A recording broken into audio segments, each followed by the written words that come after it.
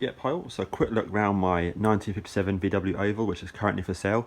Today's date is approximately the 27th of September 2020. Here we go. So I've just used this car today for a classic car show. Just put about 30 miles on it roughly, and just been down to the shops to get the coffee in. Here we are. So yeah, the car's not perfect, but it's very, very nice. Hope I can sort of show you some details now. So it's 1957, it's original body, with obviously the IDs behind the spare wheel there, matching chassis and the matching engine, and that's all confirmed via the VW Wolfsburg certificate, which I also have. The gearbox is a later fully synchro, which is approximately 1962. I have got the serial number, and I'm pretty sure it's August 62, I think it was. So that's that. Runs and drives absolutely fine. The engine has had a lot of work done at, there's that, per that, 99,525 kilometres. So as of today, I've done about 275 kilometres on it. So what's that? Just roughly guessing 200 miles, roughly. And that included, so tons of work, tons of pictures, there's lots of videos, all that sort of stuff. But ultimately it's some new piston rings, some new valves, all the new valve guides, all the valves reground, etc., properly by the machine, sharp pistons, barrels all measured to confirm that they're within spec. The engine still smokes on startup, because obviously I don't use this car very often. I use it maybe every couple of weeks, so it kicks out some smoke when it starts, but it runs beautifully. But the piston rings do need bedding in. The barrels were honed, and again, according to the internet, the VW book, etc., etc., per that it's 500 to 1,000 miles minimum to bed in piston rings. And I drive this car, to be honest with you, really slowly, really carefully, short journeys, that sort of thing. So you're probably looking at 1,000 miles to bed those rings in. So, but yeah, it does give a puff of smoke when it starts, just to point that out. But that is the reason.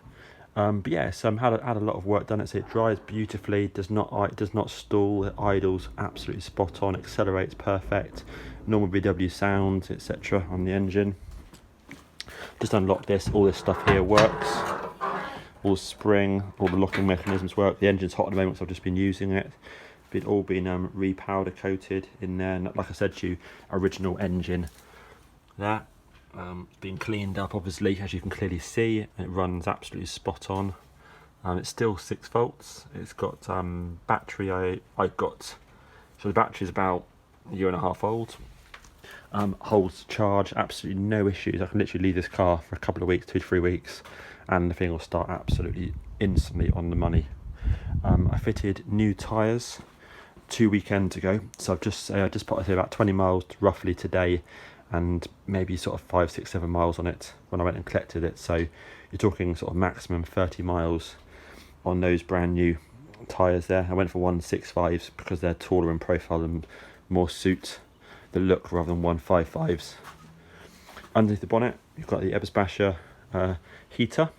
This is a Swedish import car, so it did have one of these when it came over to the UK, but that got taken out when it was imported, because these have to be checked yearly, otherwise they're not legal and have to be removed. So I took it out and they welded up the exhaust port here, but left the line in the car here and the hole here. So I personally went out and purchased this correct 6-volt one. The motor works on it. I've not ever used it, but I know that the electric motor aspect works fine on it. Obviously that needs fully testing before anyone could even consider using it. Original fuel tank, spare wheel with the lovely Hazet tool set, which is about half filled with tools. Original bumpers. The car per certificate has some M options. Had a toughened, or had the upgraded windscreen. I forget if it's toughened or laminated, but whatever the upgraded windscreen was, and had those rear reflectors on there. It might have been something else as well, but that's pretty much the gist of it. Interior wise, oh actually I should say on the exterior. Okay, so the interior is original paint, original interior as well, fabric material, that sort of stuff. The outside might look lovely in here. That's a respray on the outside, a very old respray. There's a few runs on the bonnet. I didn't do it, it's a bit flat in places, but it suits the car. It looks decent, but just be fully aware it's a respray. You've got some marks here where it's gone through. There, and there's a few marks here, there for example. So it's not perfect, but I mean it suits the car. You've got a few marks here where obviously it had a larger set of lights on at one point in its life. So you can see the outside 1200, large 1200 lights. Underneath there's no rust under the car. It's had approximately 3 small plates on this section here, which is on another one of my videos, under the seat, just in the area there at the end of the heater channel. Exactly same pretty much for the other side. And it's had a plate here which they haven't bothered to fill, so it had some work done here around the bumper mount. And I think that is actually it. But when you go underneath the arch, take the wheels off, you can see it's nice clean paint. It's not covered in underseal and crap underneath there. There's underseal under the sort of the engine sort of firewall section above there, above the gearbox I should say, and around these parts here, around these components on the torsion arms. But the actual arches here are in green paint, and you can see it quite clearly. But as the fact the car's not lowered, you can instantly get your head underneath and have a look. The gearbox, so the steering box drips some oil. It's got a bit of play in the steering box. It's not bad. I mean, I drive this car around town, 30 miles per hour, 40 kph, and it's absolutely fine. 40, 45, 50 kph is still fine. I don't go any faster than that, but obviously you do have a bit of play in the steering wheel. I've obviously adjusted it correctly. It's just, a 99,000 kilometre car. So also just be aware. But around town, completely and utterly fine. No rust in here.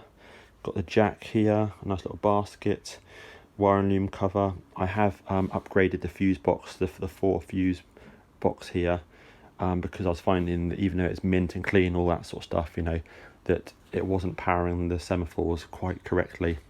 They were going up sort of 80%, generally 80 to 100%. So I changed over to that, to the modern fuse box. The original one is still in there, sort of cable tied inside, and now all the semaphores all work absolutely spot on because everything's sorted. Cleaned up all the fuse boxes, cleaned up all the wiring. So we look at also, obviously these will work. These are 6 volt, of course, with flashing bulbs. Nice little upgrade. Doors open and close perfectly.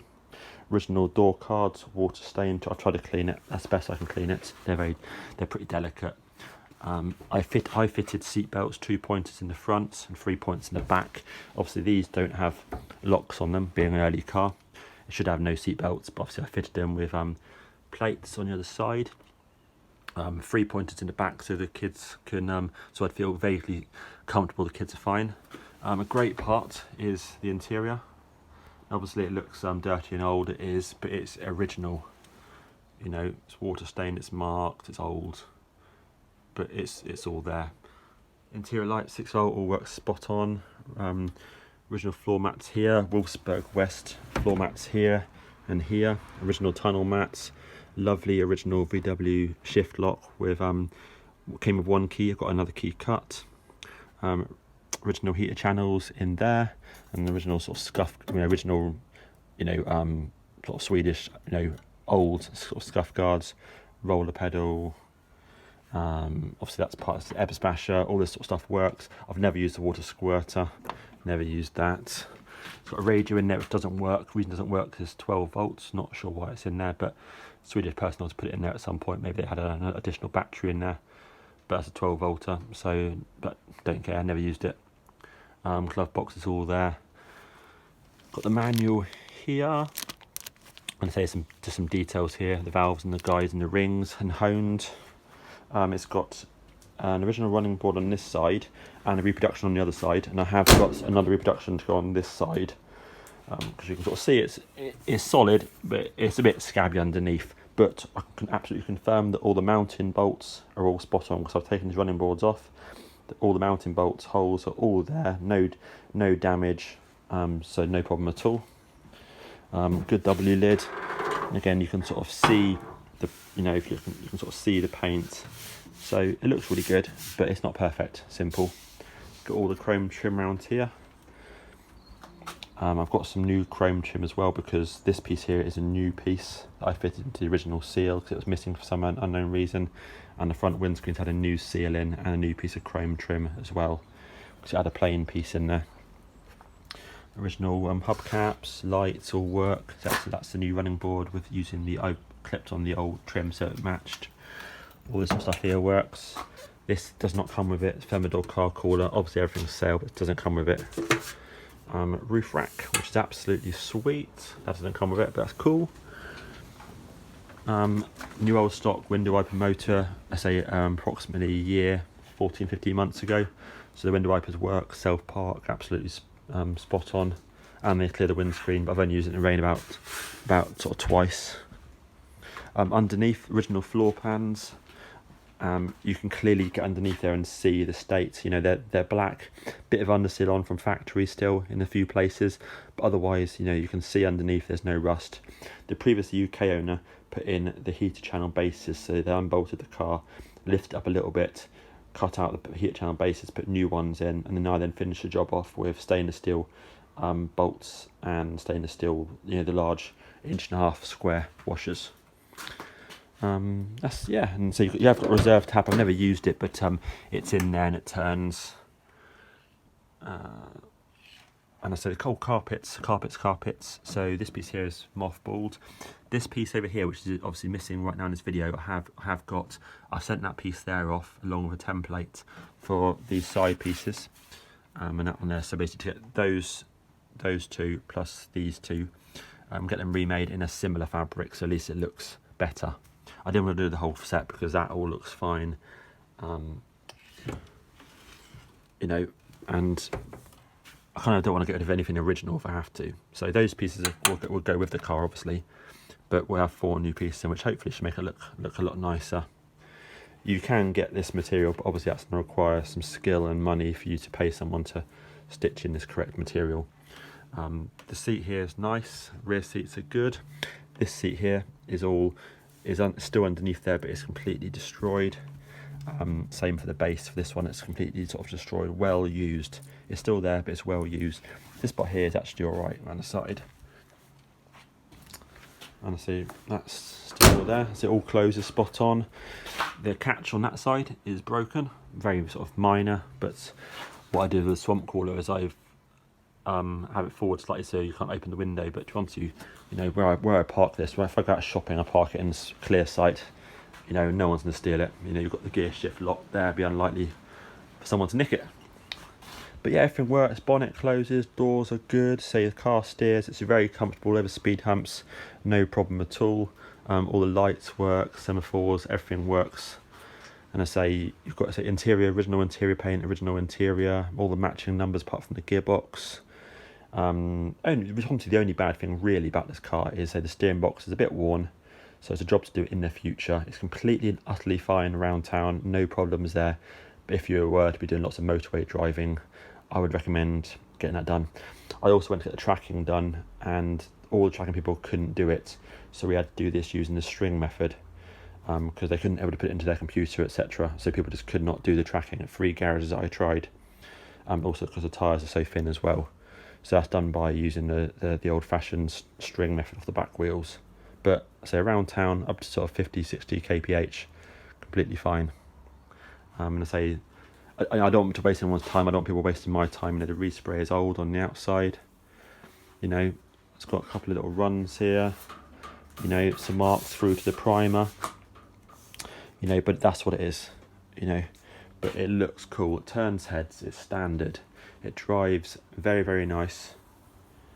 And you know, you can get to it, and it's easy to work on because it's not slammed. And there we are.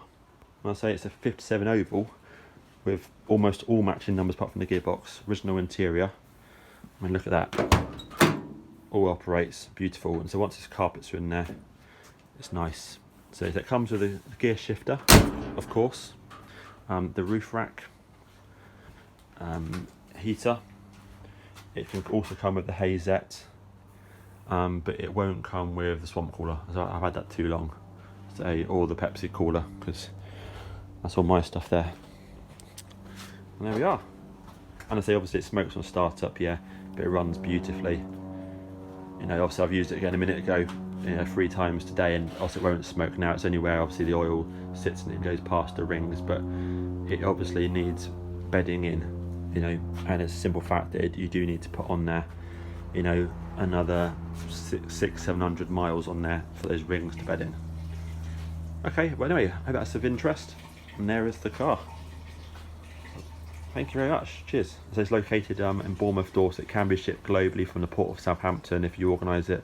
I'll take it there. Nice one, cheers.